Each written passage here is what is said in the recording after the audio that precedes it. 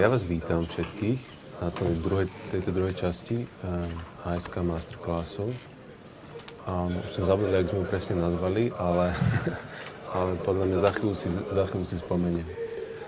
Vítam Federica Cescu zase po krátkej pauze, ktorý bude pokračovať a dneska budeme vyfarbovať to, čo sme točili vlastne do obeda.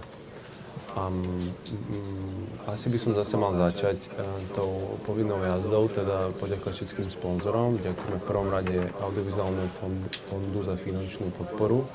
Ďakujeme Canon a Slovensko za všetky tie kamery, ktoré tu vidíte, aj tú, na ktorú sme to točili, C300 Mark III.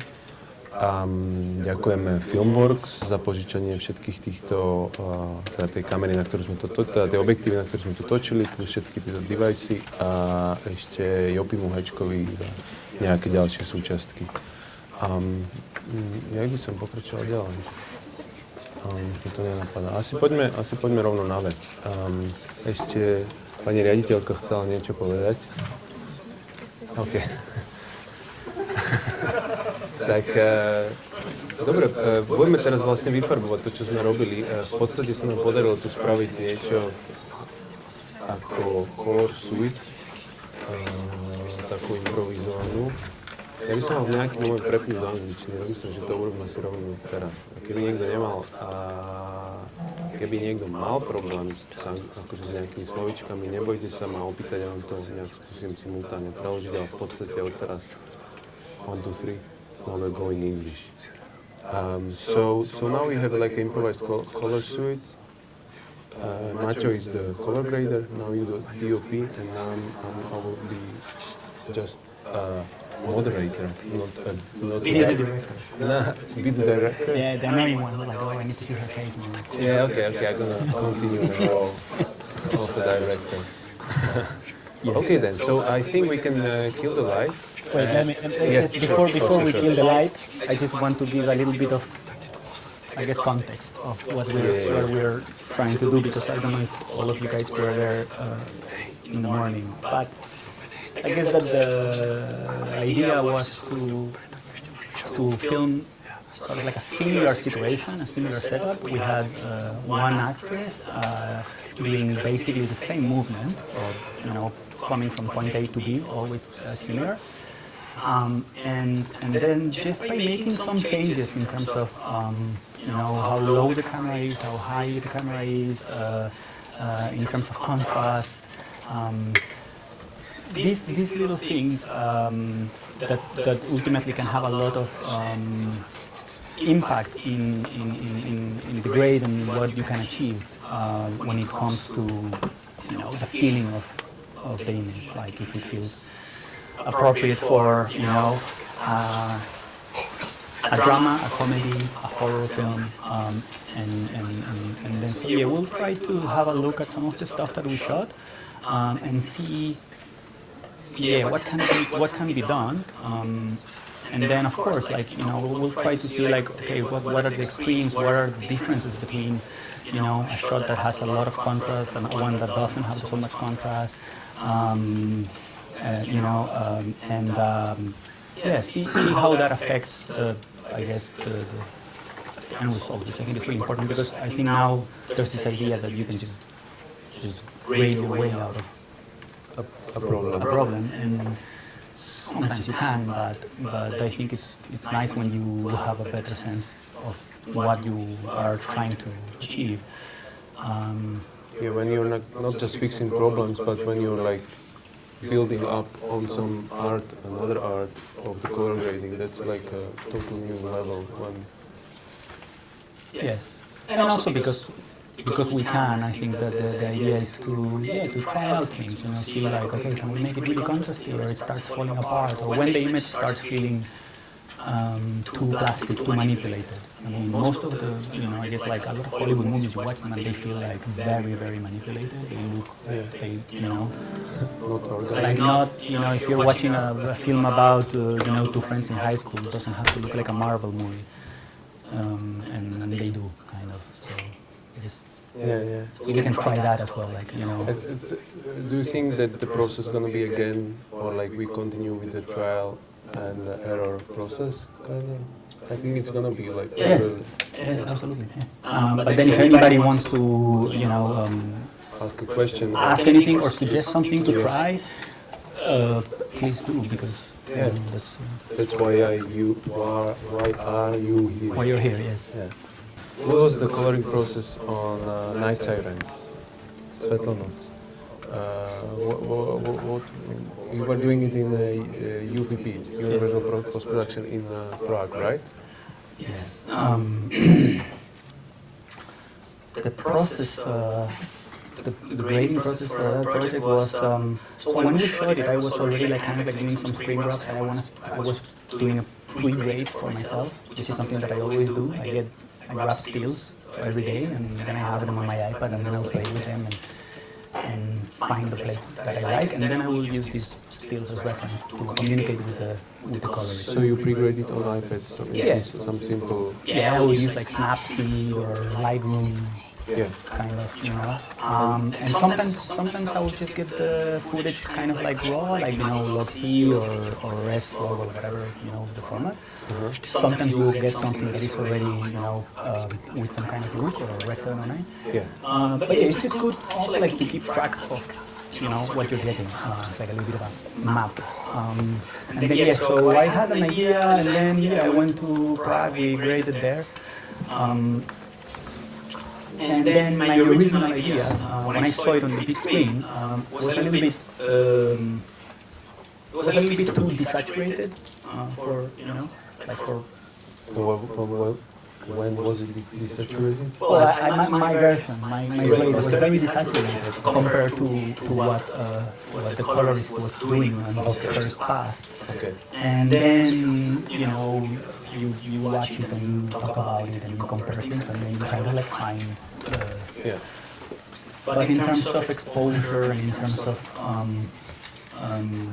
I guess, like the overall range, it was all kind of burnt in, which is something that we were talking about earlier. That I wasn't really shooting it with a lot of room to, it's not like they could like make it really, really bright or, And maybe when we go like way on the beginning, what was your initial discussion with Terezy, the director? Like, how did you settle down on the look of the film? It was did you brought some photographs with you, pictures or something? I didn't have so many preconceived ideas, but Terezy had some ideas. Okay. Like she had some references. There were some films that she liked that she showed me. Yeah. I mean, I've seen some of them, like The Witch, Yeah, or there was this movie called Monos, which was about this gorilla in Colombia and stuff like that. It looked great. It's a great looking movie. And so we sort of like looked at some references that basically had to do, with like just sort of like the overall texture, the exposure, and the color. And then I kind of like aimed to achieve something in that neighborhood. But then like what's funny is like that's why I joke about like, oh, now ask me that because now you really want to see her face, because what happens is that you shoot it and everybody is like, oh yeah, it's great, whatever, and then it's like, yeah, but I need to see her face a little bit more now, and I'm like, yeah, but you see her face in every other shot, and now there's this one moment when she's a little bit more obscured, literally, and then you find yourself in the situation where you're like doing little windows, lifting little things here and there, and I'm like, there's no need for that. I mean, nobody's gonna freak out because you don't see so much now. Like suddenly, who's this? Yeah, exactly. Yeah. I mean, so of course there's sometimes like where you're like, oh, okay, whatever, and you're like, you want to kind of like, but it's always like that. Okay, so I'm gonna play the bad cop again. Yes. We just heard that the projector is overheated, so we need to do a little standby talk show instead. And as soon as it's cool, we start to. How often will it overheat? I don't know. Because Ask like Mr. Salinka. we tested it for a few minutes and it overheated. I guess it's because there was a projection before, so there was 2 hours of screening before, and then I don't know. maybe the whole day. I don't know. I'm not home here. I used to be, but I'm not anymore. Okay, but I mean, feel this will be a problem. let's wait a little bit and then we'll try. Try or cry. Try or cry. Anyway. But okay, that was the Night Sirens. But what, for example, you did 2 shows which were already like not the first season you were involved, like the Industry and the Top Boy. That was a fourth season, right? Top Boy was season, so it's like the 3rd season on Netflix, Yeah. but it's like the overall right. 5th season because there were you're two earlier seasons. So how is the color grading or like the talks about colors in a project where something is already settled down? Well, I mean, with Top Boy at least, and that show, I mean, they're still shooting. They're shooting the last 2 episodes. I did the first 4 and they're finishing now. So I don't know exactly how it's going to end up looking yet. But Okay. but the talks about that is like, okay, yeah, you're coming and shooting something that there's already like 3 or 4 seasons, so you can't just like come and do whatever you want. There is already kind of like a look that has been established. And so, but yeah, the conversations were, they wanted to kind of like, well, when I say they, it was Miriam, the director that I was working with. She and I, we were both very much fans of the original series, Yeah. which was a little bit more raw than the Netflix ones. Yeah. They were in a way simpler. I think that's more elegant as well. And so our starting point was, let's go back to that. And so in terms of, you know, that affects not just the color grade, but it affected a lot just like the way we would shoot, you know, like the way the camera behaves around the characters and the lenses and all that stuff. So I maintained the same lenses. The camera is the same that they were using in the last season. So that gives already a continuity of lenses and camera. But then the producers gave me absolute freedom to go and like shoot some tests and do my own LUT, which is what I did. And then yeah, I mean, you know, I'm not a big kind of like LUT person. I don't do LUTs very much. I prefer to shoot almost like everything Rec 709 and then just take it from there.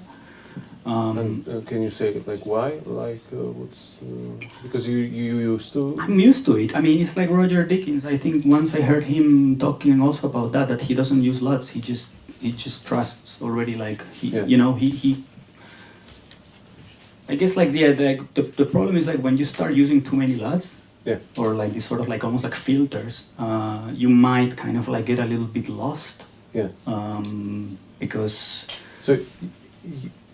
Finish your thought and I continue. Yeah, no, but I mean, you know, with Rec 709, it's like I'm so familiar with it already that I know, you know, like when I'm pushing it too much or when I have, you know, room, you know. Then of course, when you grade it, you know that you will take it in a different direction. But Rec 709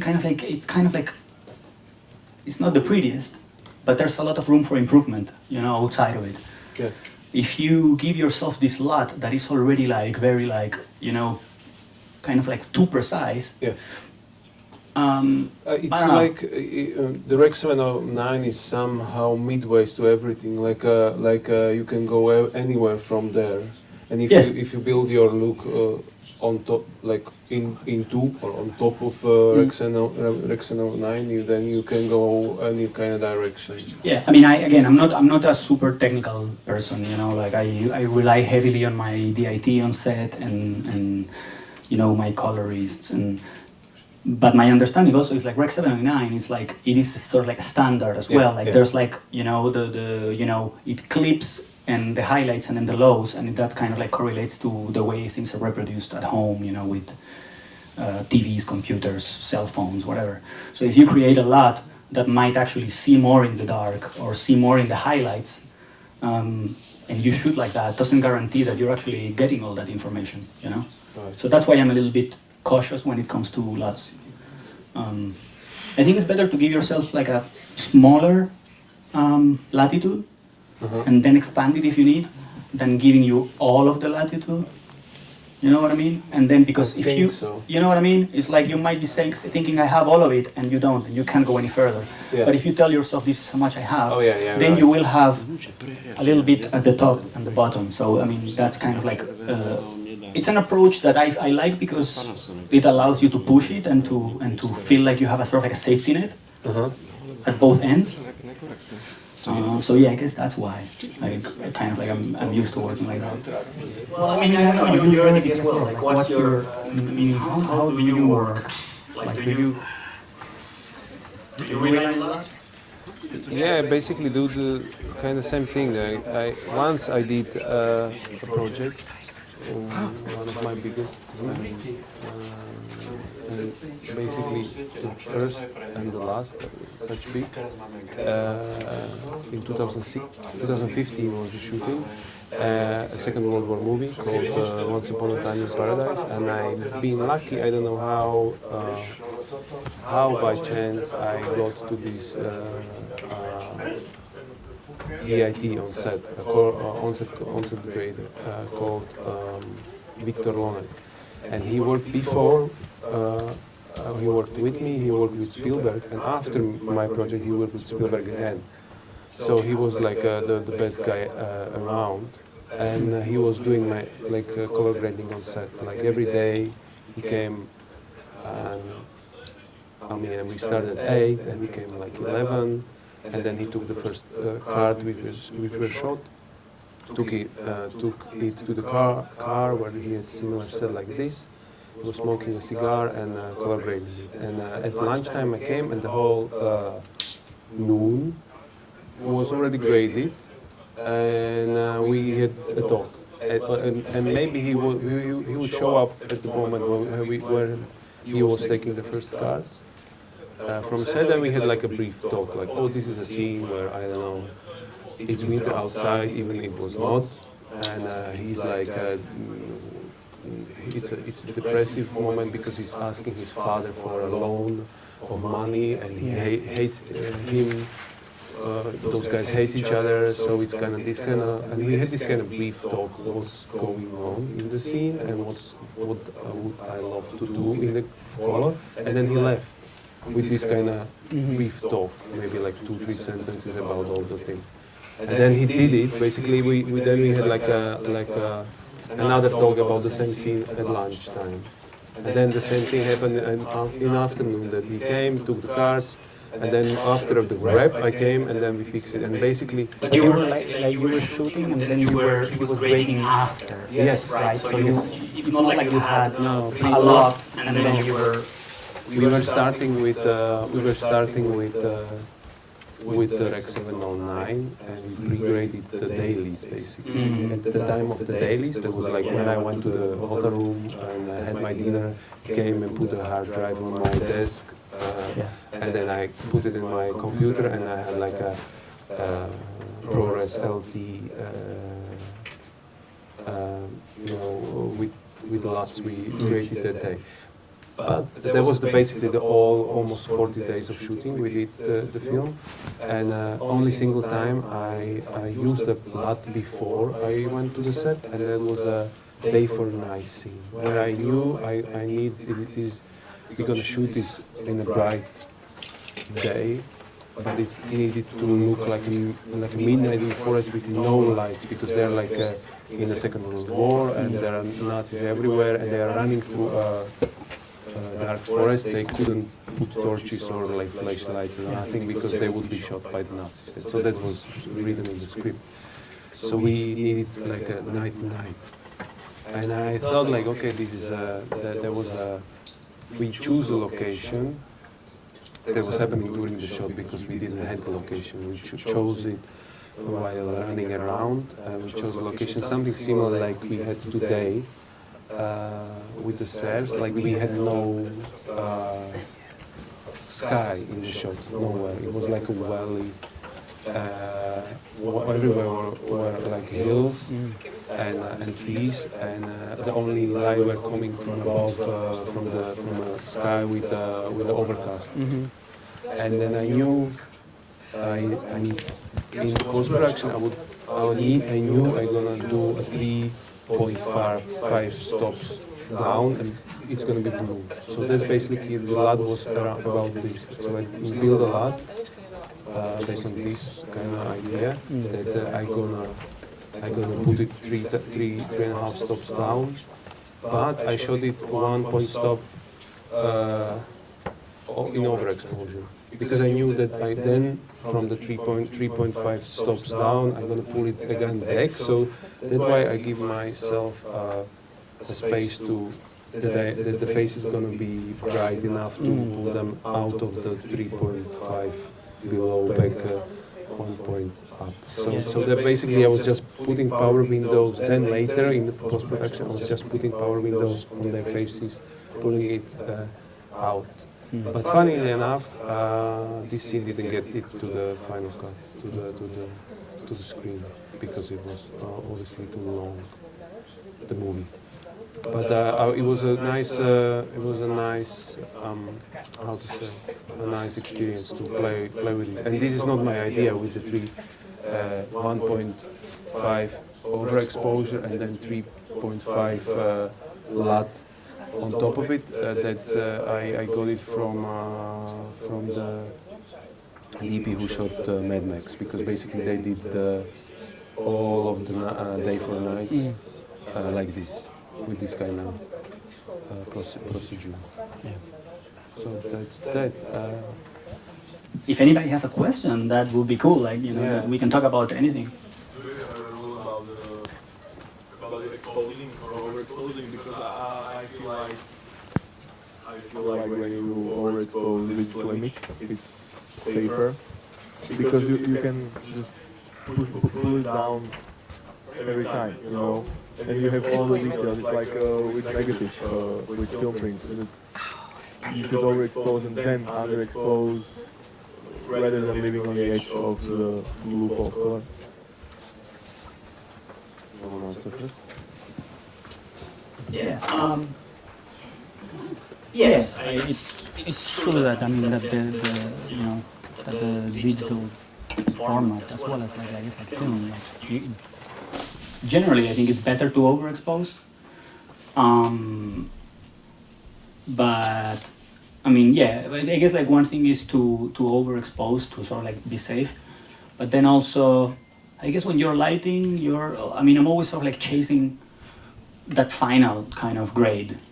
You know what I mean? So I'm thinking, okay, I'm gonna overexpose, but if that's what I'm doing, I'm gonna tell my DIT to downgrade it already, like, and so people can see it already the way I want it to be, because then the problem is that they will get used to seeing it like that, and then that's what they're gonna want, and they're gonna, you know, and then you're gonna have to fight them to make it where you want. So I think, yeah, it's always like you want to try to show, you know, the director, basically everybody on set, something that is as close as possible to your end image in your head. Then, of course, if it's, you know, sometimes you're in situations where you just don't have enough light, and you need to start, you know, doing tricks like, you know, changing your shutter angle and going a little bit higher in the ISO and things like that. And yeah, sometimes you kind of like don't have a choice, but obviously, like, I think it's better always to give it a little bit more light. Should, like, actually, like, you know, if you can go 400, go 400 or go less. You know, the lower your ISO, the more detail you're actually keeping on the shadow side. On the shadow, yeah. So in terms of raw, of course. Yes. In terms of raw, because in ProRes it's not. Yeah. Not like that. Yeah. Yeah. I mean, that's, I guess, yeah, the theory. Yeah. Yeah, me too. I mean, I don't usually do this kind of tricks on me with the. I'm trying to go as I said noon that in the morning that we that I go 3/4 the way I want to see it in the final image, because otherwise it's like it's like when a director puts a music, like a step-in music for what's the music gonna be, the new music never gonna be the same, or he's not gonna like it as the one which was there first in the editing. it's when you get used to something, it's so hard to get rid of it. And that's the same thing is working with color. When you put some color on some density, like some darkness or brightness, it's like, I hate when directors are editing from a log C. It's so gonna mess up the whole process later. Then I'm gonna step in and try to color it, and it's gonna be suddenly it's gonna be colorful and contrasty, and the director is gonna be screaming like, "What's happening with my lovely movie, which was so milky and low contrast?" So that's I mean, nothing against them, but I mean, I would be the same surprised. I was a director in a documentary movie, and because I don't know, in RTVS they couldn't put a lot on the proxies we were editing, so I was looking 2 weeks on a log C, and it happened to me the same way. It's just the thing how I guess brain works. You get used to it, and then you suddenly like it's hard to get used to the new thing. Yeah, I mean, and that's another thing that's really interesting, I think, about what we think about, you know, like what's properly exposed and what is dark or what is overexposed. It's like when you start watching some of these shows, you know, like say, you know, again, House of Dragon or whatever, like there's of course like this, or the new Batman, whatever, you know, like, I mean, that movie, like if you take some shots of that and put them next to, I don't know, a Nolan Batman, it's gonna look like, whoa, that's fucking dark, that's really dark. But within the context of that film, they work. I mean, so you know, like sometimes like you don't have to think like, I remember like, yeah, probably like very early on, like some teacher probably like pointed out, it's like, well, like listen, when you look at something, like your eye goes to the light, like you're so you always go to the brightest part of the image. Yeah. You have a frame, they were like, your actor needs to be the brightest thing in the frame. So if you have your actor and then you have like a lot of like super bright stuff around, that's wrong. Like, okay. I mean, in principle, it's true, right? I mean, it does make sense that the eye goes usually like the brighter things sort of like call your attention. But that doesn't mean that if you're looking at a shot and there's like a bright window and an actress like in silhouette, like your eyes not necessarily gonna go there. You're gonna try to understand what's going on with their feelings. So I think what I like about sort of like this idea of underexposing or hiding information from the audience is that when you speak like this, super quiet, and people actually need to, you know, it's like that, but for, you know, your eyes, like you need to like lean in, kind of like, you are kind of like in a way making the audience, they need to be more alert, they need to look closer in a way, pay more attention.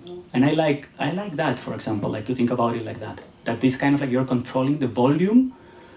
If like, you know, like if you're talking about sounds like this is very loud and this is very quiet. So sort of like an underexposed image where you know, you don't see so much, but you can kind of see the eyes a little bit here and a little bit of the expression. That for me is like the kind of like the equivalent of that, and I love it. But then again, of course, like there are situations where that doesn't work. Yeah. And sometimes the contrast between, you know, a scene that is like that and then boom, there's like a hard cut and the next thing is like the opposite of that.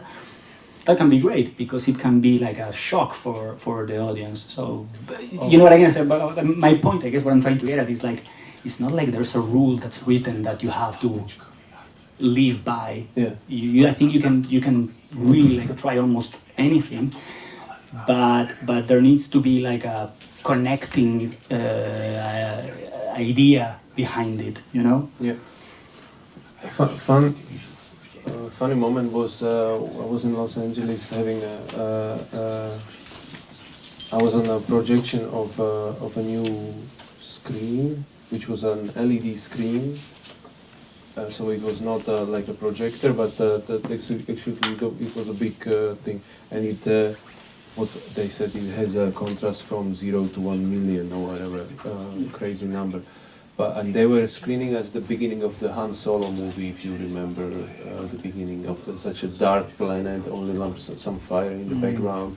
Everything was so dark, and it even went to a darker scene where the main character went to some den of some kind of vampires, and everything was so dark and blue, and suddenly he picked up a stone and throw it into a window, and the light broke it, and suddenly a light was coming into the scene. And before it was really dark, like darkish, and even you could see, because the point was there was no light spill in the room, because there was only the screen was emitting light, no projector, not the only light which was coming from the room was bouncing from the faces of the audience, basically. So there was really very little, really dark, and suddenly the stone broke the window, the light came into the frame, into the shot, and it was so bright, and still didn't like, still no overexposure, but it was so bright that I felt like a vampire. Not like, I mean, I felt the same as the characters around us, like, so wow. And that was because it was so dark, and suddenly there was the light coming into the room. And I think it's, and then I recalled a memory when I was sitting here, he was a Oscar-winning sound engineer who was working on Indiana Jones movies, and he said that before a loud music or like I don't know, like an explosion, he always puts aside a second of silence, because then it's really loud, but it's loud, and then bam, nobody's like, okay. But if it goes dim and then suddenly bomb, and I think it works the same with basically with light or something. Yeah, I agree. I think that the sort of like our work with the image it's a lot like music. No, I mean, I always feel like I feel much more connected to music than to words. You know what I mean? Like the actors are saying words and all that, but that's the work of the writers. Yeah. And how they say these words and whatever. And, I mean, that's one thing. That's quite the literal thing. And what we are dealing with is something that is not quite that literal. I mean, like you can listen to music and you don't know what they're talking about, what the song is about necessarily. And you can still feel a lot. You can like a song or not like it. And I feel like, that's great. That's what I'm more concerned with than just delivering information, giving information. But going to your thing about the darkness and this, like, the solo movie, which I thought it was like, it really looked great. The problem is, like, now you have these technologies and like that you can really like capture these beautiful ghostly kind of images that like you can shoot night for night. Oh yeah, right. And you can do these things that are like just amazingly beautiful. But then of course if you're watching this maybe in a projector that is not calibrated or an old TV or you try to watch this outside in the cafe when you're like having a coffee in the morning and you have the sun, I mean, you're not going to see anything, right? Yeah. And then I'm thinking, but I mean, okay, so what does this mean? Does it mean that I have to like make it brighter so everybody can see it? Well, I guess my answer to that is obviously no. Like, I mean, you should never kind of like think, but I need to cater for every single possible audience. Yeah. It's like, I remember again, like going back in time, I remember like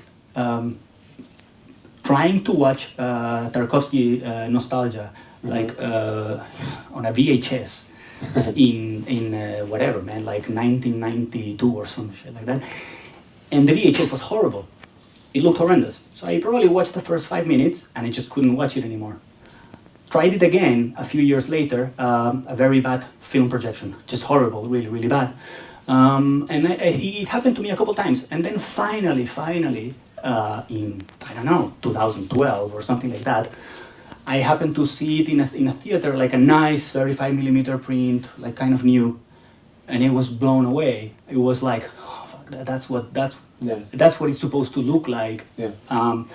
And so that's the problem, like for us, I think it's like, I find it really, really difficult to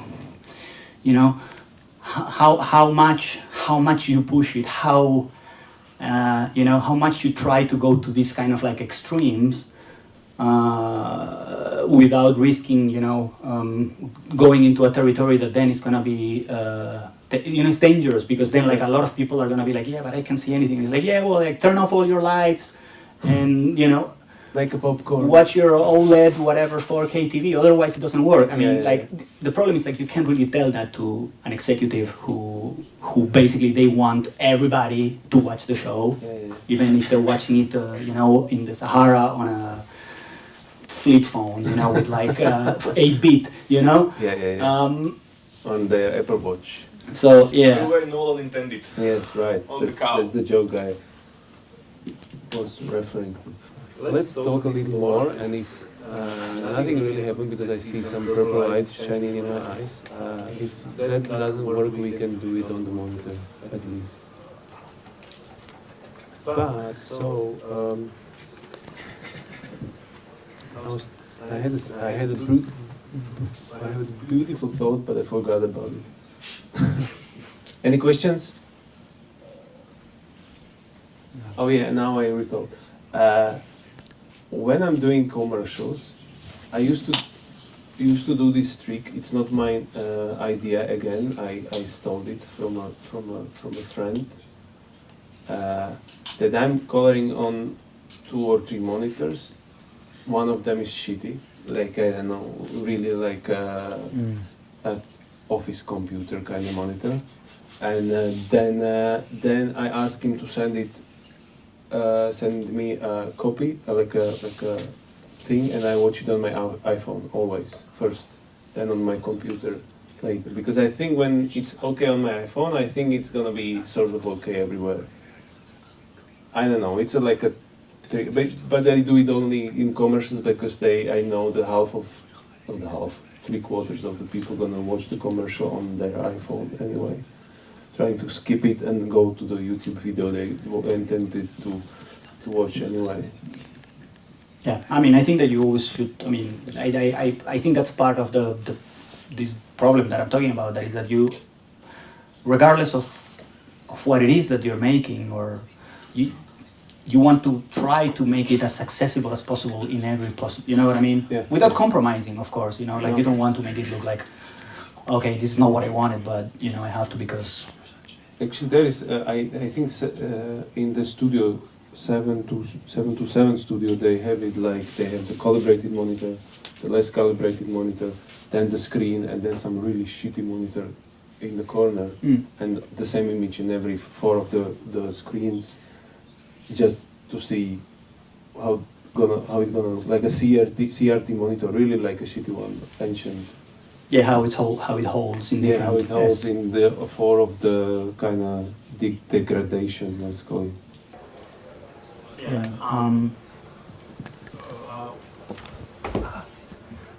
How much is the shitty monitor affecting your decisions? Because like you can see the nice image from the calibrated monitor on OLED, and then you have the bad CRT or something like CRT, and it's really bad. How much it affects you? Because I would rather have a really beautiful image on OLED than like 2 bad images, you know?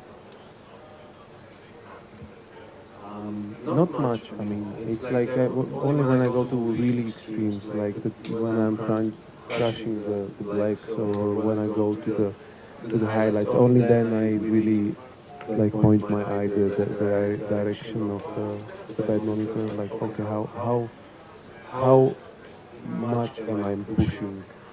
Is it gonna hold up on a really shitty monitor? That's the only thing I'm using that. But I'm not color grading that much in 727 studio anymore. But I did some projects there. But I kind of liked that, the degradation. It was looking like an installation, like a video installation, really funny way. Well, whatever. Yeah. Yeah, I think that somehow when the lighting is good and you know, the capture, you know, the camera movement, when that's done the right way, it doesn't really matter, like, if it's deteriorated, lesser quality, like, usually, like, you can still tell, like, this was shot really well, like, I mean, you can see that there's something there, you know, so, I mean, I don't think you should ever sort of, like, hide behind the, oh, yeah, no, but that's not how I shot it, like, you know, that's, like, it's supposed to be brighter, it's supposed to be darker, I mean, I think that kind of, like, you should own your own, like, you know, if I do something and then it's like really dark, I'm like, I can't say, oh, this is the projector, or like, you know, it's like, you know, I mean, you know, so, yeah. I mean, I think the project are not gonna do it today. Nothing really happening. So we can try to do the color grading, and you can look over our backs. So what are we looking at? So, It's like, is this raw? It's like, yes, this is Canon RAW we shot. Everything is raw. Do you want to start from the beginning, or? let's start from the beginning. Okay, so And this is our first shot. And maybe we can show. I don't know. Should we? Yes, exactly. And this is the log. This is pure image we shot on set. So we can start maybe with. yeah, start with I can this. turn off everything, and we can just start to look at different components of the nose tree maybe.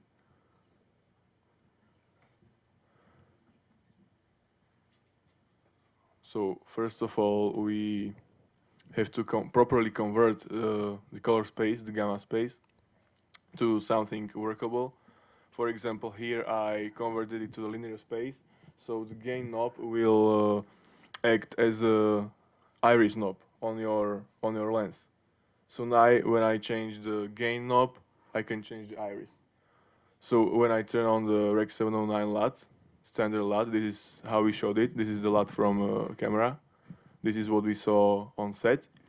And now I can change the exposure iris. It's reacting like iris on zoom, on lens. Okay. Maybe play it once. Okay. Without everything, and let's because the initial idea was about genre. So let's find out what was this for a genre. How does it feel to us? I think this was the without everything, right? Yeah, so this I Yes. think it's the first, sort of like first thing we did, which we had no lights. It's all natural. We had that really nice bounce from the building on this side of the street. You can pause it there if you want, just for a sec. And I mean, yeah, I mean, if you ask me, I mean, this, you know, it's a very nice, natural image. It's not, it doesn't feel flat to me. The colors are very natural, you know. Then of course, like, you know, we could get into it, manipulate it a little bit, and you know, make it feel a little bit cooler if you want, make it feel a little bit warmer, of course.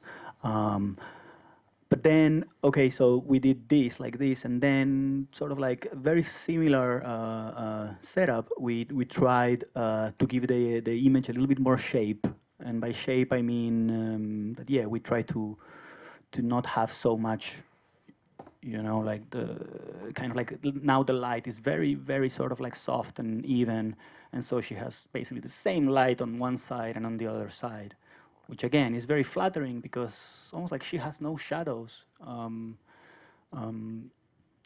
Like barely, like you can obviously notice here and there, but like this is you know, kind of extreme stuff. But like on her face, it's super soft. It's very nice, and this is like with nothing. There's no diffusion, no light. So maybe we can just like kind of like play the clip that has negative field, which I think it's probably like 1 or 2 takes down. This is the second take. This is the low angle. Okay, so yeah, oh, So right. low So then we angle. tried, yeah, then we tried basically the same sort of like setup, but we put the camera lower, and we did 2 takes, and then this I think is the second take we did like that, where we tried like putting her on the right side of the frame and see like how we felt about that, you know, like with the sort of like that's called like the negative framing, I guess, where the direction of her eyes is going where like there's no space. The space is sort of like behind her. So I guess like we're trying to explore and see what like, you know, what does that do for us in terms of like feeling.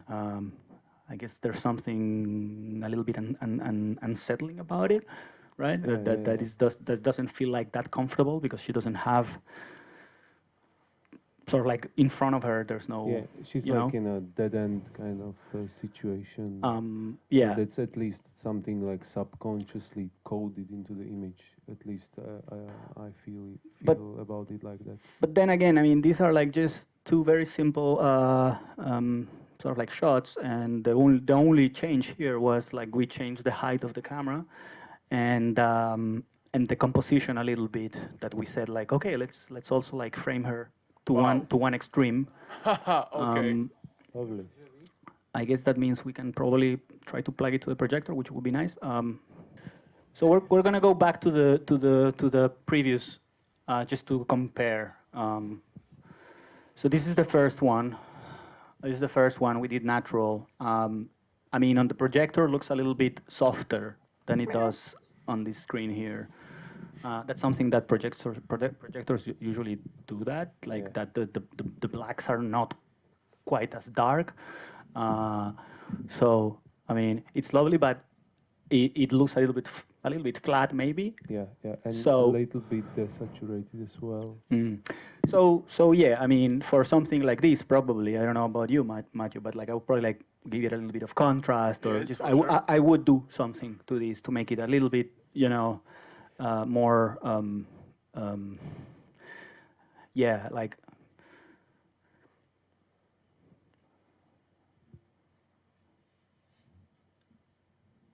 Something like this, maybe.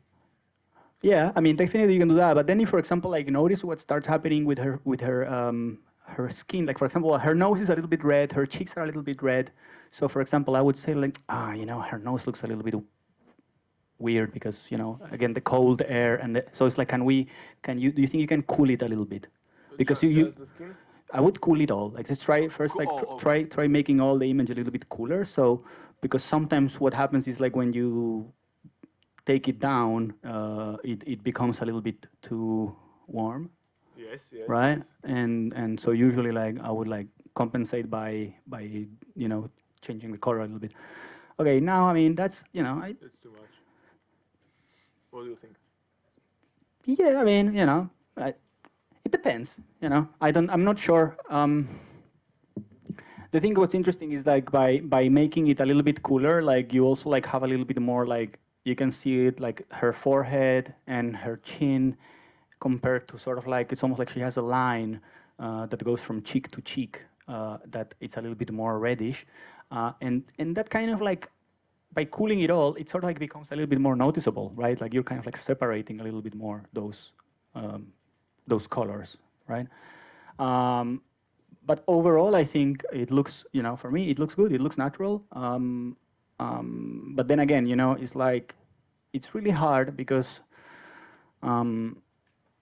sometimes you're unaware of it, but you do something that looks a little bit too much like, I don't know, like some sort of like a filter or something like that. But you know, let's leave this one like this for now. Okay. Maybe play it in motion. I would love to see. As a director, I would love to see my actress in motion.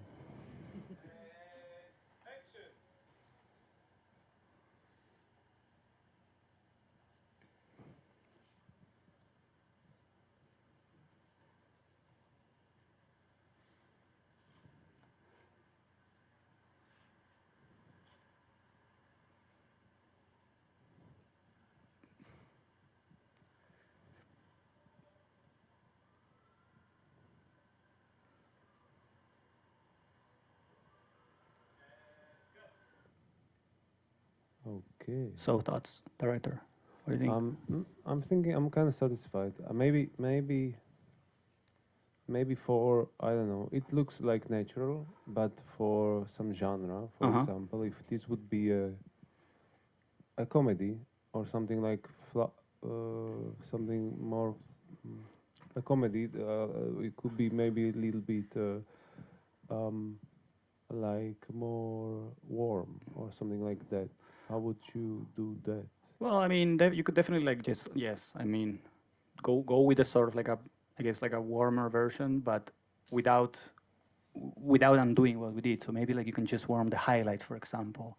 Yes. You know, kind of like this is what I'm doing now. yeah, like a highlights warming, and then maybe like just open it up like half a stop or something. Okay. You know. Yeah, I was maybe thinking a little bit about that. That if it would be a comedy, the skin tones are maybe Give it a little bit more. You know, like. but not maybe crushing the highlights up there. Something. In process. Yeah. Sorry, I'm just speaking out because I'm this impatient director. I can't hold it up.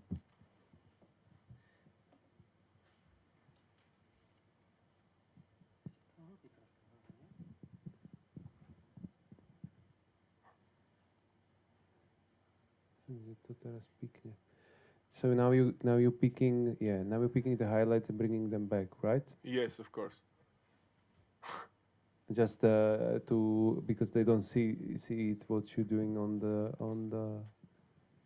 the computer. I'm just narrating your work.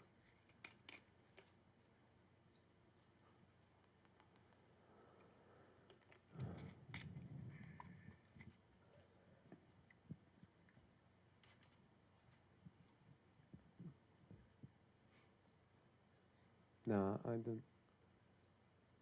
Okay, so it won't work with this footage because that's the thing with the codecs and the different sensors. Sometimes it happens that the amount of information you are manipulating, you are losing the information. With each node, you are losing the amount of information which you can manipulate later. And even with this non-destructive node tree we have, we just cannot manipulate that much that we just make a highlight roll of like Alexa. Yeah, I would say probably like that what's happening in the background, you know, with the little like light between the trees and like the sky. I mean, I don't think that's a problem. I think that it's okay, right? But then like, I mean, I would say like, if that, you know, top there with the sky, for example, that's kind of like the part that is a little bit the most annoying. I mean, if that's something that I was kind of like something that I didn't like, I would probably have said like on set, you know, like would be like, let's put her mark a little bit further back, or let's put the camera, if you put the camera like maybe like 10 centimeters higher, or something where like you can, you know what I mean? Or you just tilt down a little bit, you know? Again, it's like there's some things that it's a framing issue, and not so much of those highlights are annoying. I'm like, no, the highlights are fine. It's just like, it's this thing that I was talking about earlier, where like, oh yeah, but your eyes, like, so. Yeah, going to the brightest. Yeah. That's why I kind of like the costume we have. I mean, it's not a costume, but anyway, the white thing is cool because it drags your attention around the face. Yeah, I think overall, I mean, of course, we can talk about it kind of like a lot, but like, I mean, it's like the focus already, like, it's there, it's on her eyes. I personally like love kind of like the fact that in the foreground you have this sort of like warm kind of things, whereas in the background it's all like green, and there's a little bit of touches of yellow and you know, like warm back there, but like in general it's like, and also like the texture, you know, it's so beautiful, like the, you know, so I mean, for me it's nice. Now, so what should we move on to? Let's look at the one. Let's look at the one where we tried to shoot with some negative feel. So maybe go back to the frame before and do the bypass to see what we done. Like okay. Each note or whole bypass? Bypass like let's do each note for example. Okay. How does that look like? I don't know.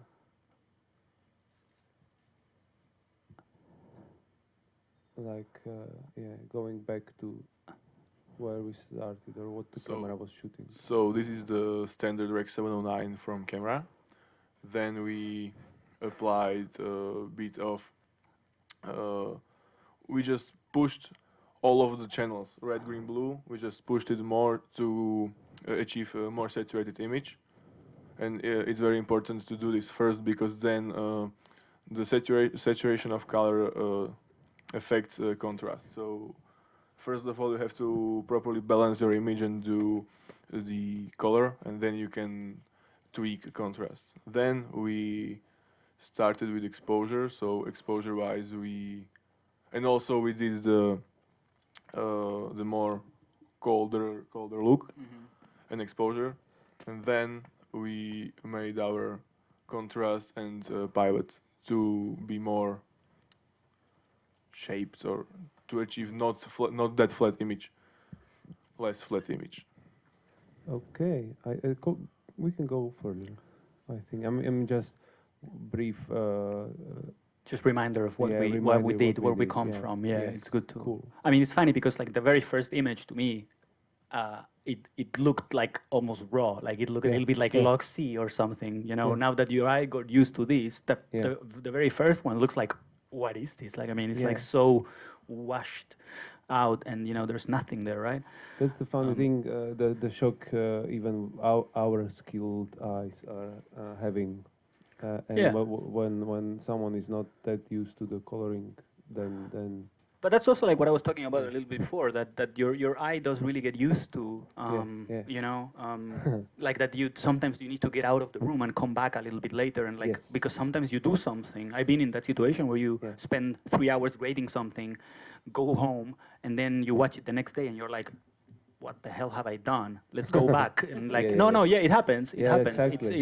It's a little, sometimes that happens, that you lose your sort of like sense of like what is.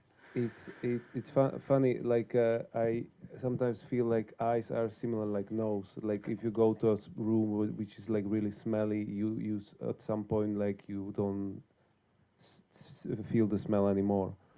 And then when you go out and back in, suddenly, wow, what's this? And that's why even I don't smoke, I often go for smoke breaks just to stand outside with the guys who are smoking, just to reset. You need eyes. to reset your eyes. Yeah. Yes, absolutely. I call it the eye calibration. Mm-hmm. Yeah. So okay. So this one was sort of like our, I guess, like first sort of like intervention light-wise. And it was very simple. I mean, all we did was basically putting 8x8 black on the left side of the camera, which you can see that you know, her cheek, the one that's kind of like on the left side, is not now it's darker. So you kind of feel like that the light that's coming from her front, it's more directional. I mean, we basically like cut down half of the light that was coming to her face. We cut it, so now you only have light coming from the right side. And also, and this was kind of like an accident, but it's a happily welcome accident. It's like now we have the sun that started to come out from behind the building, and now you have this beautiful like backlight as well that you know, gives you, again, now we have a lot more, I guess, contrast in a way, because you have like those are clipping. I mean, the hair is that's overexposed.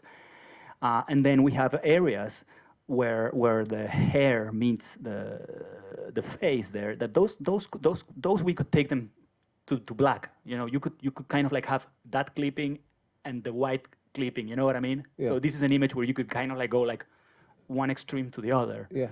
Which is something that in the previous one I think is much more difficult to achieve. Could we, Martin, just see a similar frame from the previous one, just to remind us what was the contrast there, and now jump to this one we have. Yeah, thank you. That's all I wanted. And this is, I think we did two versions. We did one that we called the safe version, and then we did one version that is like the risky one. Yeah. This is the safe version, where like the exposure that's coming from the front, it's still quite similar to the previous one, right? It's just like it has a little bit more shape. So then we can look at the more extreme version. Yeah, should we play the whole scene, or just to play with the close-up? What do you think, audience? Play the whole shot? Yeah. When you're ready, Macho, we can play then it from the beginning. And can you tell us what you're doing now? Now I'm tracking the power window to brighten her face, to achieve more contrast and preserve the highlight in the hair. Because we have the information, but sometimes you have to compensate from each note something and make a compromise. So now we are just lifting the face, and then we can globally pull the image down, and we can preserve the highlights.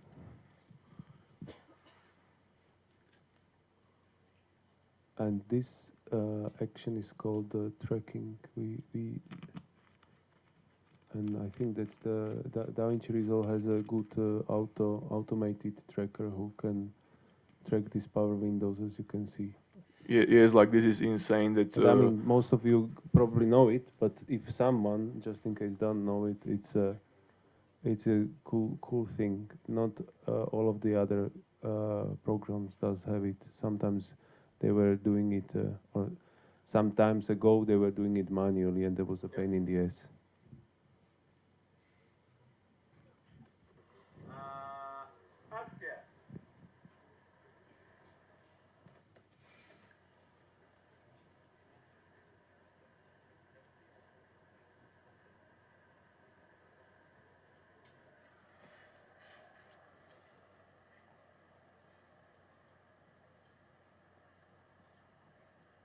So this one is the safe version, right? Safe. I hope so. Yes. And now you operators, now you can see what have you done. You ruined my film. No, I'm joking. But Now, if you feel if you feel bad now you know why. I guess this is the not safe version. Yes, this is the technically Let's call it the bad brave version. Well, technically, yeah, this is the technically underexposed, right? Like, let's see what. Let's call it the brave version. And this is like with nothing on it. Show us the nothing. What do you mean by nothing? Like without any kind of like just treatment, just kind of like the Understood. Rec 709. This is Rec 709. And play it please once. Or did we play it once without anything, just to know what we are dealing with now. What is with this mic?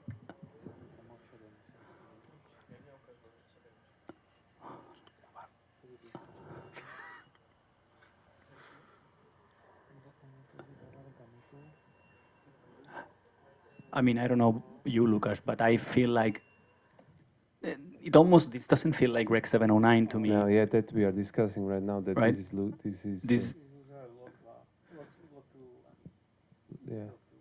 We can check, but I'm sure that this is converted to Rec 709 because here is a conversion lot which I can disable, you know. Yeah.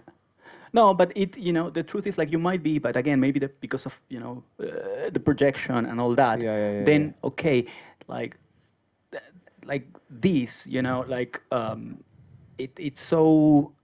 is really strange, right? Because it sort of like it sort of like lacks contrast, right? And also like the color feels that it's completely sort of like murky and gone and like, so I mean... That could be also by the lens flare happening a little bit, or it could be also by the projection, I mean... I think the lens flare is definitely doing something at this point, but even at the beginning of the shot where you don't have it, like you still feel like it's very, washed out and, Yes, but the strange thing is that if we play back the safe version and I disable all the notes we were doing, it looks different, and I think it has to do something with the sensor or the recording or the codec, because look, this is better than this, and it's the same thing. It's just the conversion to Rec 709. So this is the lab part,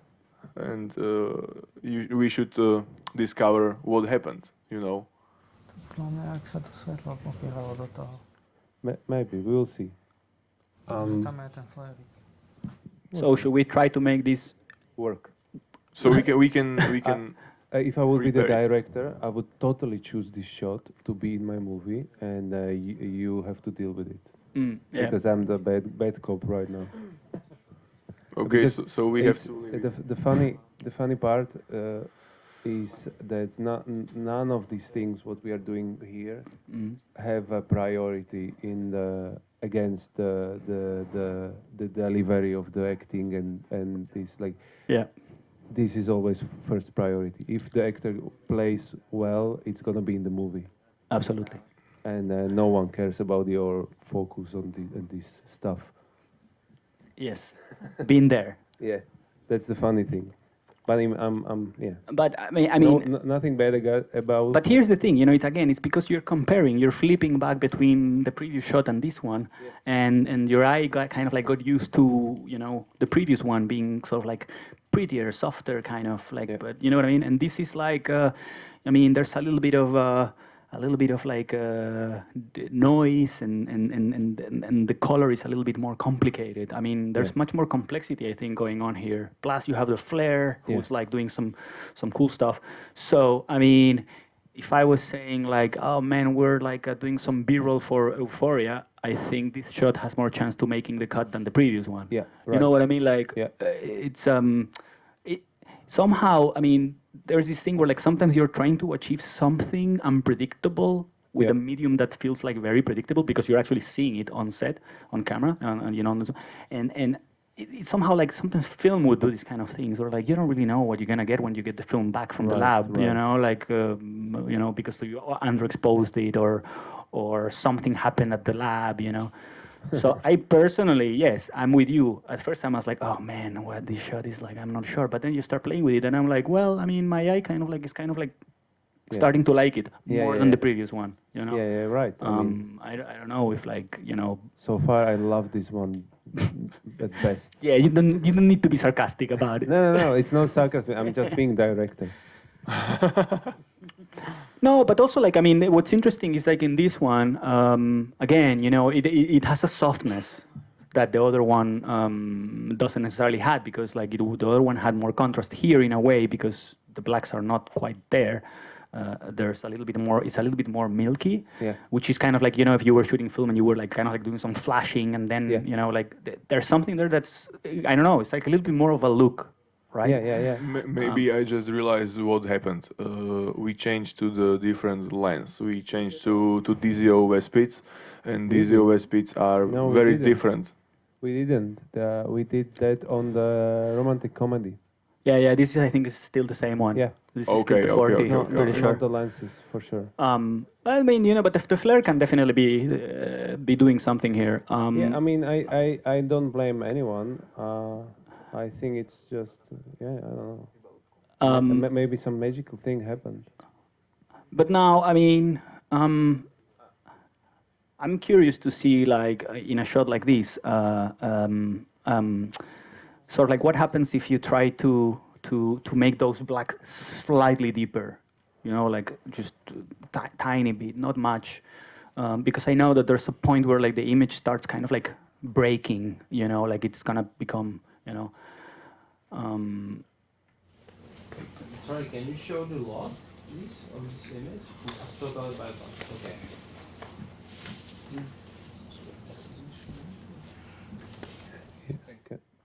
This is the safe version, which is fine, and this is the unsafe version. So right now you can see it's flatter. Yeah, it's much better. I would say it's the Flare. Let's continue the work. I'm really curious how the whole shot gonna look. I mean, like. believe it or not, the Flare is doing a lot because flares actually sometimes they behave like almost like a little bit of a feel. Yes. Right, like they're bouncing around inside the lens. That's the fun thing. What my dear mentor Vilmos Zsigmond did in his first successful film, what was the name? The Western movie. McCabe and Mrs. Miller. Yes. Yeah. He pre-flashed the movie to get more exposure and get more of the look that made him famous on the end. I mean, the only thing that I would do with this one, just before we move on to the next, again, I kind of don't like when the faces become a little bit too tomato, kind of like, and I feel like it's getting a little bit too kind of like red, a little bit too monotone. So I would try to see what happens if you kind of like try to sort of like take it down a little bit, cool it down.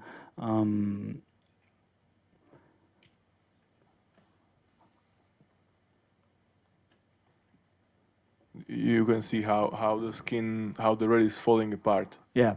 Yes, and Yeah. that's caused by the underexposure, because when we underexpose and now we gained back the tonality density, the footage is so grainy, Yep. the digital grain, and that the grain affected that it is falling apart. Yeah.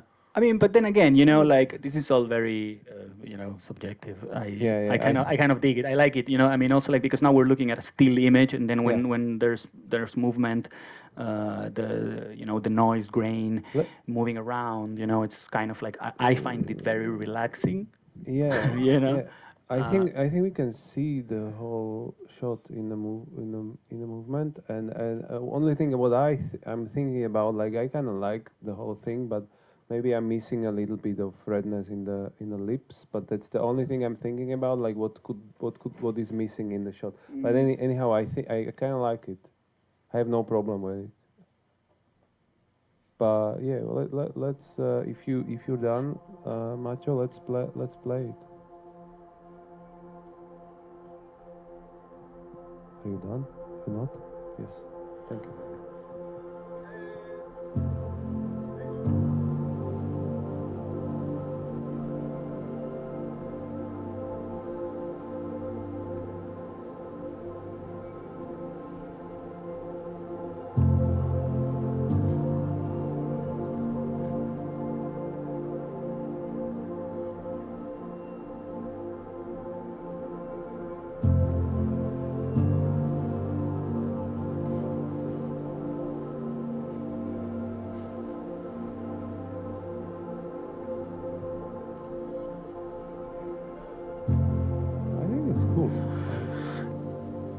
Yeah, I mean, anybody? There's any thought, anything to ask or say about it, and or we can just move to the next one. But I mean, I'm just curious, like if anybody wants to ask or say something. No. Can I pass you the microphone? Sorry. Yes. I have to. Sorry, it's the rules. House rules. So when I see that shot when we were shooting, I thought that for me that was really too much like attention for her hair because of the light, and like that's like telling us that we should watch on her hair, not at her face. So that was like for me that was too much. But now I don't know. That's. Getting up interests, and I like it more than previous when it was safe. But at the set, I thought that the safe version will be cooler for me. Yeah, and the truth is, like, I mean, maybe the safe version is like the better version for some. You know, again, it depends on what you're after, right? But to go to your, you know, I mean, of course, the hair, you know, is kind of like pretty bright, and it might be the brightest thing in the shot, but I don't know. I mean, for me, it's always about the eyes. I mean, usually, like when you have a face, the eyes is sort of like what you go for. So, for example, I mean, we didn't do it, but it would have been really interesting to do something where instead of having her look that way and have, you know, the light come from that direction, sometimes if you flip that and the eyes are actually not looking towards the light, they lose that kind of. So you're gonna, if you look at like most things that are done nowadays, like everybody's kind of like lighting like that. So like there's the lights are kind of like always looking in the direction of the light. It's very, I would say, almost rare now, where like people would have, you know, if you're having a conversation between two actors, that you would tell her like from this same camera position, put the other actor on the other side of the camera, so she was, you know, if she was looking the other way. I don't know. I mean, for me, the explanation is that it's because the way her eyes are kind of like capturing that light, that if you flip it, it would not work the same way. The eyes would not have the same magnetism. So when you have, I think, that sort of like magnetic kind of field, I think you can definitely like expose lower, and have other things, but your eye still is going to want to go there. So I mean, that's kind of like the way I feel about it. But then again, you know, it's different for everybody, I guess. Yeah. Yeah. Should we look at another version? Yeah, sure. I'm not sure what What's ahead? what we have next, but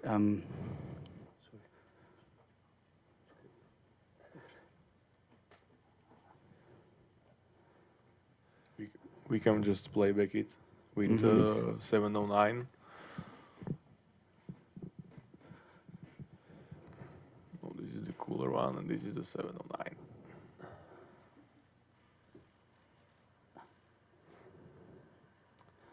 I don't know how you, Fede, Mm. but I have a special thing for like a spark in the eyes. Like it's a thing what I really love to do or enhance. For me, that's like the nicest thing ever. I could maybe like not light at all, just to put spark in the eyes. That would be like that's the most important thing for me. yeah, I agree. I mean, I think that it's sort of like a little bit like goes back to what I was just talking about, right? I mean, Yeah. like there's just sometimes just that little highlight just gives you so much kind of emotion, I guess, in a way. Yes. But then I guess like, yeah, I mean, this one compared to the one we were just looking at, I think, I don't know, this one, you know, I mean, I guess like it's similar in many ways, but now of course we got rid of the flare, right? Yeah. So what we did is like, I think we moved the camera a little bit over, so we're slightly more profile, so she's looking a little bit more off. Yeah. She's also, I guess, like, you know, frame more to one side of the frame, and then she's making that little turn and she's looking the other way. Yes. So you have a really interesting thing happening, right? Because she's not sort of like she's never front lead. She's kind of like there's side lead on both shots. But then again, what's interesting, again, we didn't change her position. We just moved the camera, right? So now, I mean, before we were a little bit closer to her. The camera was moved a little bit to the right, right? And it's funny how like a small move like that. I mean, we moved the camera, I don't know, maybe 1 meter or less. Not even.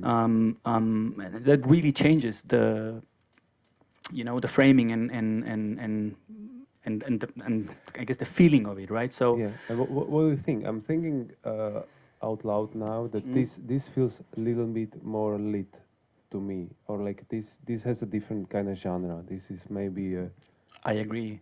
right? Yes. And it's such a subtle change. I mean, yeah, this in a way feels a little bit more, for lack of a better word, I'm gonna say commercial. Yeah. But, Actually, I had the same thing on my mind.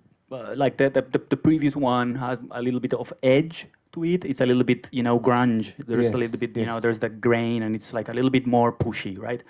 And this one is, I think that you were talking about, joking about it, kind of like this Nordic whatever thing at some point. And then, yeah, I mean, this is like a psychological drama kind of, like Nordic.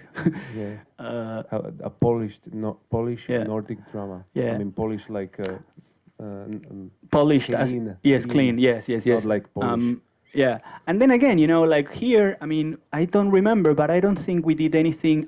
No, I'm lying. We did do something. So for this one, you can actually see it in her eyes. Yeah. We put the bounce board. Yes, the poly. So there's the poly. That's the 1 by 1 bouncing the light. And we also had the light on, right? So we had the 4K. the 4K on. Yeah. So basically, now we are giving her more light coming from the front, but it's not so frontal because we are coming from an angle. Yeah.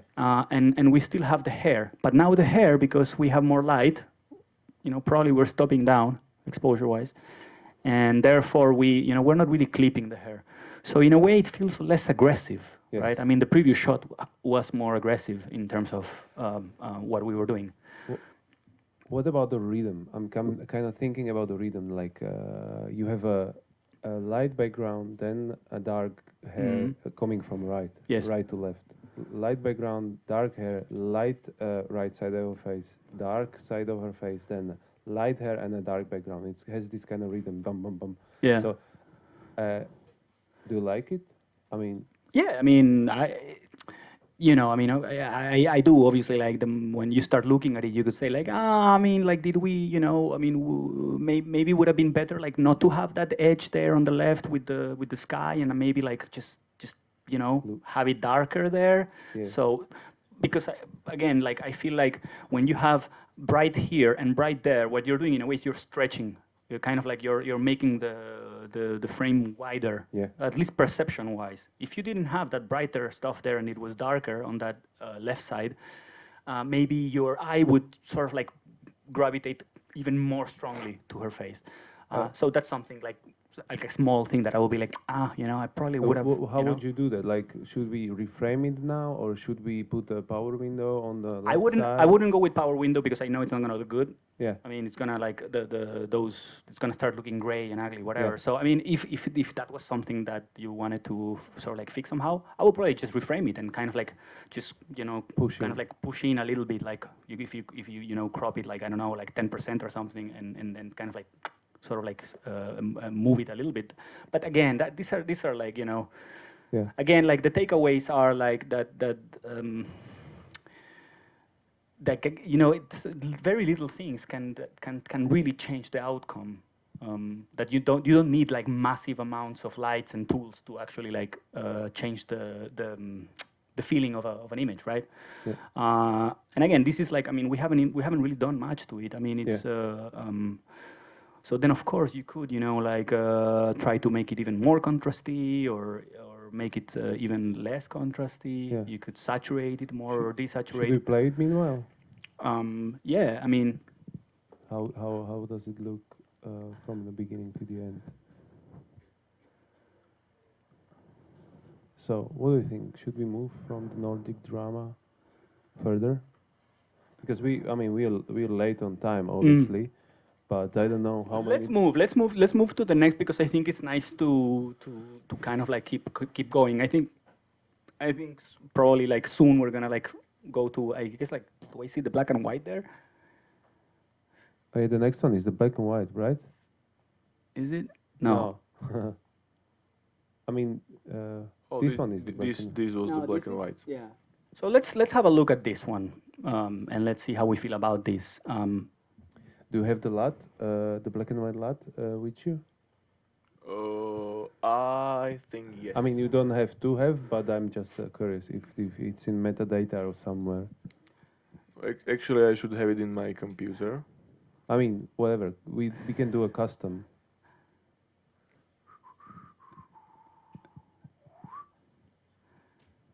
I also like this one. I think we went handheld. I'm not sure, but maybe we did. Can't remember if we did one take on the 20 mil, or if we had only the.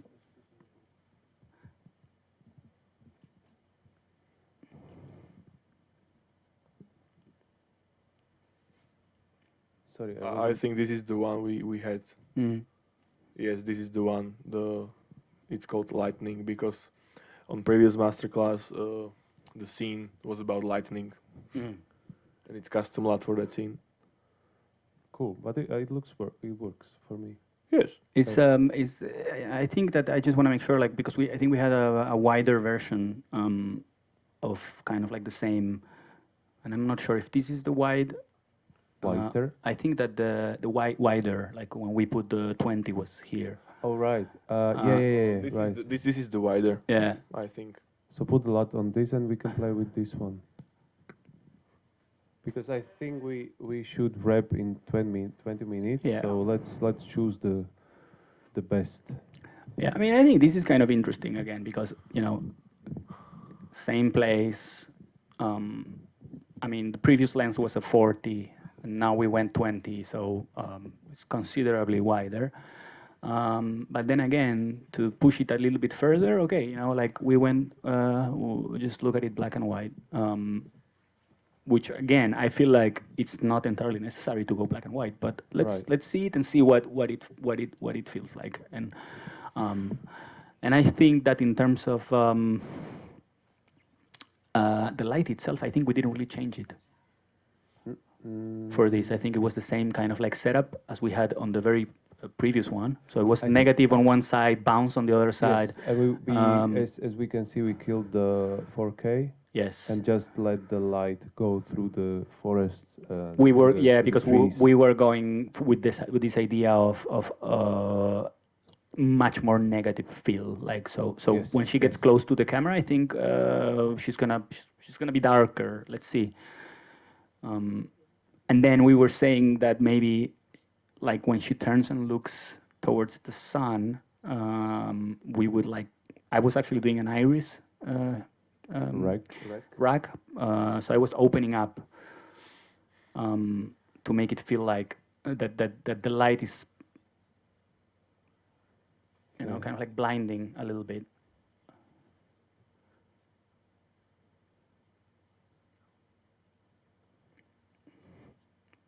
And then kind of like stopping back down when she sort of like looks away.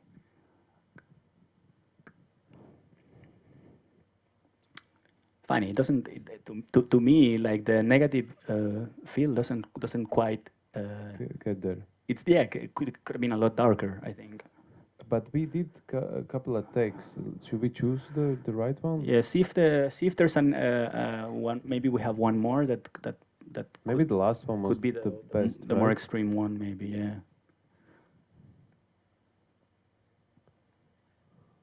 Yeah, because we were also like trying to get that right, to get the sun in the background. Yes, and the flare. My favorite flare. It's actually funny. Like some directors are obsessed with flares, even more than would say like, oh, DPs are crazy about flares, and sometimes I'm like, yeah, but not so much. I mean, there is such thing as like too much flare.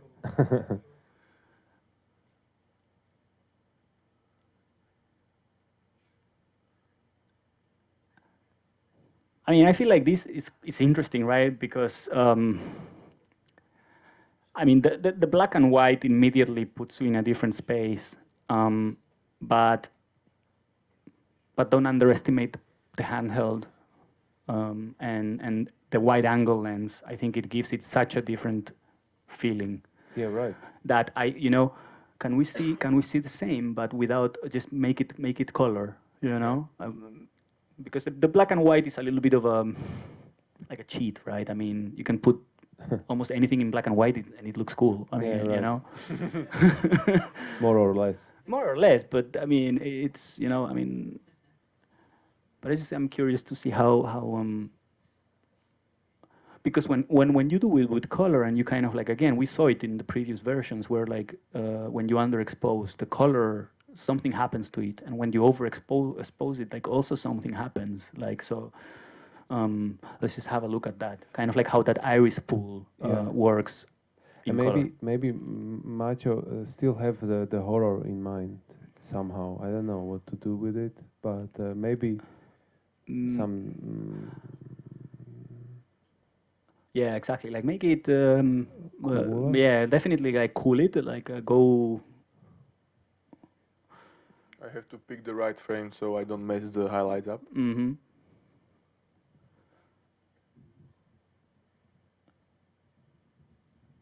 I mean, here obviously, like like it's quite cool what's happening. Like it's almost like you start losing and then like he's bringing it back down to keep that. But then you could say, like if you're grading this and you're like, I mean, you could say like, no, but I want it to break. I don't want you to bring, like maybe it's good to let her face kind of like disappear a little bit, I mean, but again, this is like it would be like a creative thing. Yeah. The thing is like if you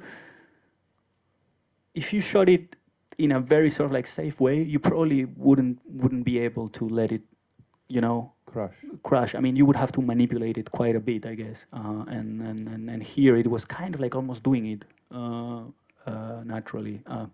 So again, going back to that idea that sometimes it's just like if you kind of like know or you have a sense of like where you want to go, go there. You know, like, and then give yourself a safer version if you need one. Like, but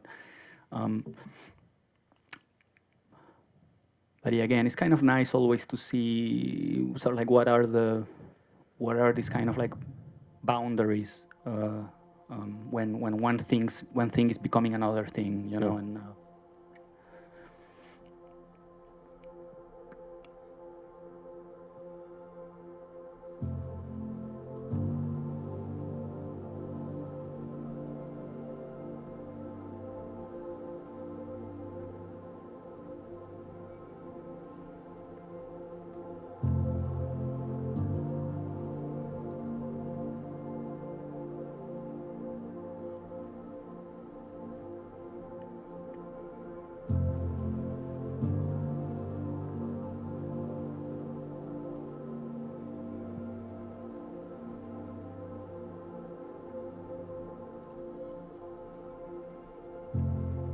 I mean, one thing that that for me, like for example, like this shot is doing that none of the other ones were doing, is that this one I really feel like I'm close to her.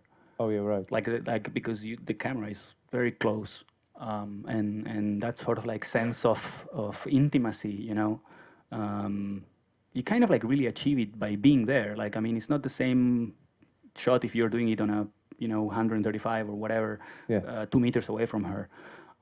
So but like that's already also like something that dramatically is going to change the way the shot feels.